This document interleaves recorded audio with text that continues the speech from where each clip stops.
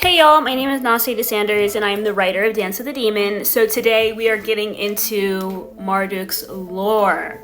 Who is Marduk, you ask?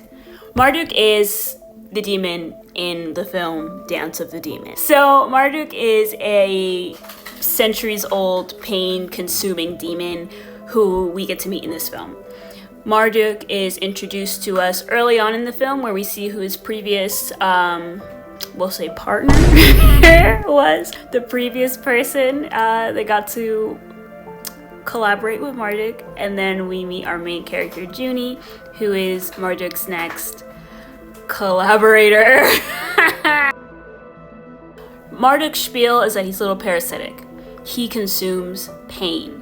So if you're human and you don't love pain, which none of us do, it seems like a great deal. He will consume that pain. You don't have to feel it anymore, right? So just like any symbiotic or parasitic relationship that you see in nature, both sides, well, not all of them, but in this case, both sides get a benefit. Both sides feed from this arrangement. And you say, Nase, what's the downside then? Watch the movie and find out. I'm not telling you that yet. Marduk came to me kind of already as a fully formed idea. I think just kind of his concept and how he fits into this film is kind of whole on its own. But then after creating him, did I feel like I had to think, okay, where does Marduk already exist in film, TV, media, art, right? Because he doesn't exist in a vacuum. He exists in this landscape of art that we live in, right? So when you see a character in film or TV, you automatically associate them with one you've seen before. That's the same for Marduk. So I was like, okay, how and where are people going to associate Marduk so that I can either change him if I'm realizing, oh my god, he's just like this other creature, or kind of put him in a different context, whatever it may be. I needed to be aware of that. So the first thing that came to mind were Hellraiser's Cenobites, right? Demons that love pain? Gentlemen, I am pain.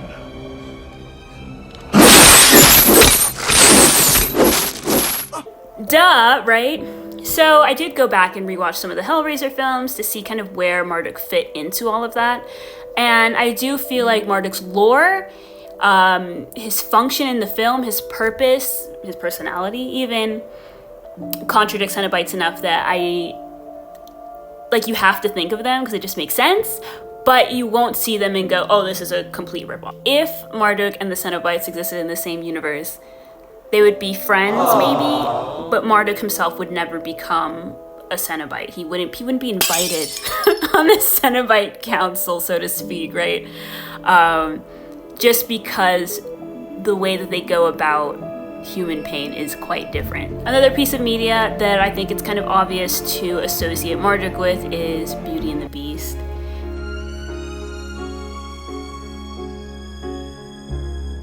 You have this giant monster dancing with this young woman. Where else have we seen that before? I mean, what was the first time we saw that, right? Beauty and the Beast, when we were kids.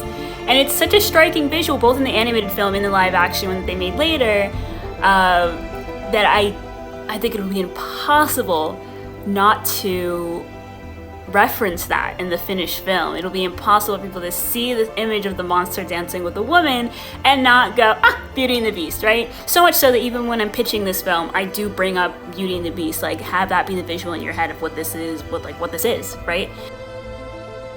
It's something that I wrote in the script to have maximum impact in terms of reading, but not reality. So I think if we release the script at some point, you'll see maybe Marduk's design ends up being exactly as it's written, or maybe it's something else entirely. Because the written version of his design did not take into account having to put a person in a suit, right? And I did that on purpose, because I did know ultimately there would be a designing process of this, of Marduk, of this demon, of what he looks like, putting someone in the suit so they can move around and dance. And I thought it would be silly for me to spend hours, weeks, days trying to figure out what that would look like ahead of time. because there's experts that make these amazing suits, and I also wanted to give them some creative freedom and allow them to kind of experiment and play with this design of Marduk. Marduk ultimately plays quite well with expectations and reality. You see this giant scary monster who's making a Faustian deal, and as viewers of film, of horror, we are primed to see him and go, this is a bad idea, he's got an agenda, right? And I think ultimately viewers will be very surprised to see what that ends up being. But one thing I would say is that the best way to think of him is not necessarily as a demon, but as a parasite. Where parasites aren't evil, they're not bad. They're just trying to live. That might have been too much already for me to say about Marduk, but it's too late now. There, you got it. I'll leave it there. I'm excited for y'all to see Marduk. And yeah, thanks, bye.